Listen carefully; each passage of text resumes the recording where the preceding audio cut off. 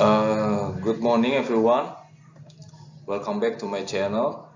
My name is Perdana Parlinto Aritona from Tier 2 C07 class.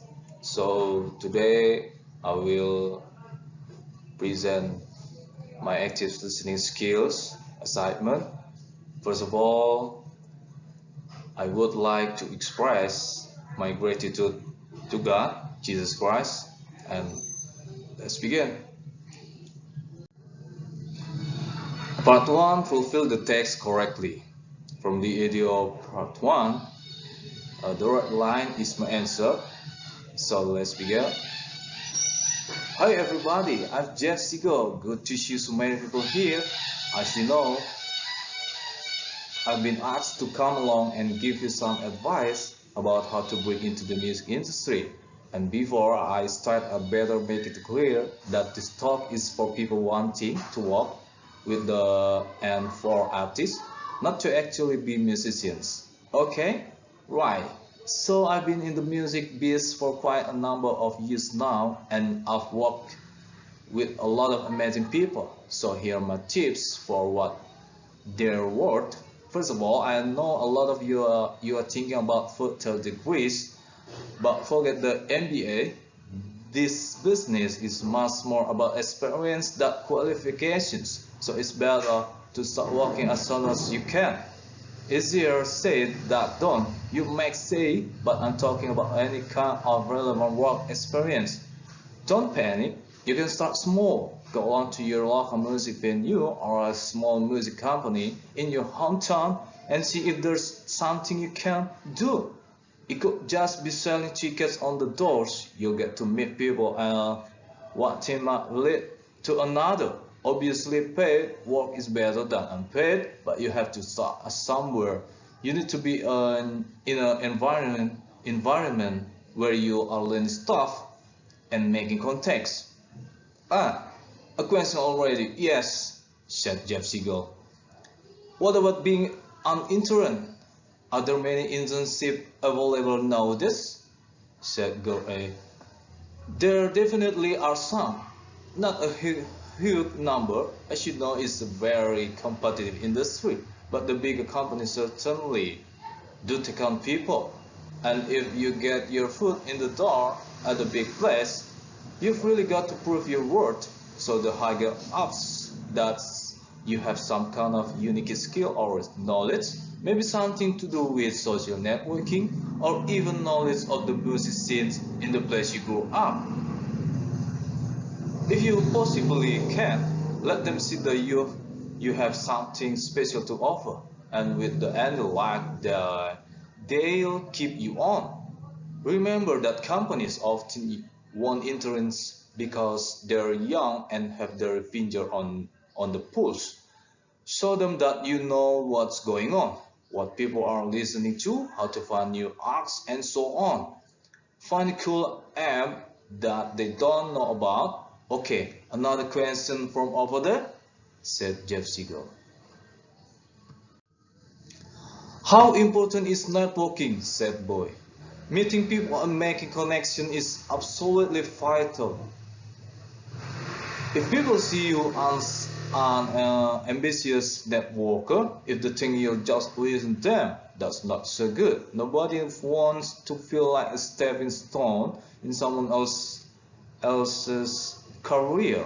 But people are often willing to give younger people the benefit of their experience, and of course, we are all susceptible to a bit of flattery. So my advice is to find people in the business you genuinely admire and ask them questions. If you're an intern, start with your boss, that move on to others in the building after getting your boss permission. It's also good to chat to anyone who shares your passion for music, people on the door in clubs, band members, fans, or music executives. You never know what information might be useful or which contact may help you in the future. Oh, and one other point about networking, bear in mind that nowadays the personal and professional lines are sometimes blurred. That means that anything you post online, your friends to see you can also be seen by potential professional contacts. Make sure that everything people can see about your flags, the image you want to project. Next question from over there, said Jeff Siegel. You've talked about the music industry, but I'm not sure what kind of the jobs are available exactly. Could you give some examples? Said girl B. Sure, and that's a good point. You need to work out what you're best at and what you feel most passionate about and let that guide your career path. It could be working in publicity, promoting artists, working in A&R, that stands for artists and repertoire, discovering new talent and matching artists up with musical collaborators, booking acts for TV shows, helping a new band become successful by working with their management team, and of course now there are hundreds of jobs connected to the internet. You could be managing a website or blogging for a label, or social media manager for a band, running their social media channels. Things are changing so fast. A lot of the music portals we use today have only been in existence a short time. Who knows what's coming next and what new jobs will be created, said Jeff Siegel.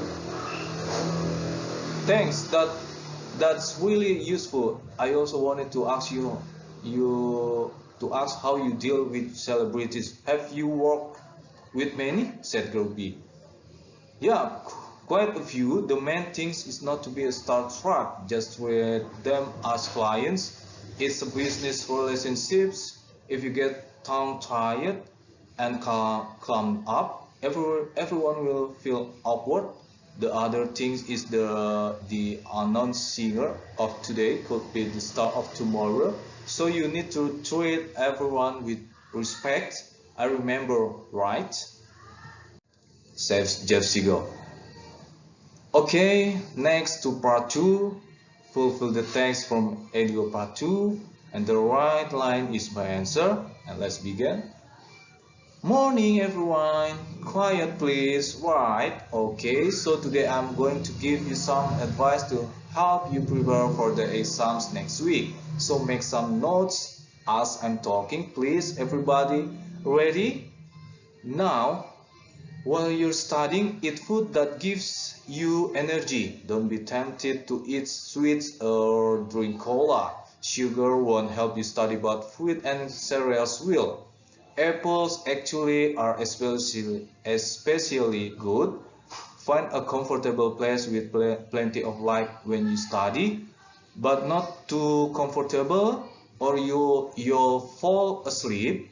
Try and keep a positive mind. It is easier to study when you are positive and relaxed. Now, if you start feeling anxious, have a little break, go out for a stroll around the block. Don't try to learn everything. There isn't time, just choose the important things, the things that get you the most points in an exam. Now, if you aren't sure about this, ask me.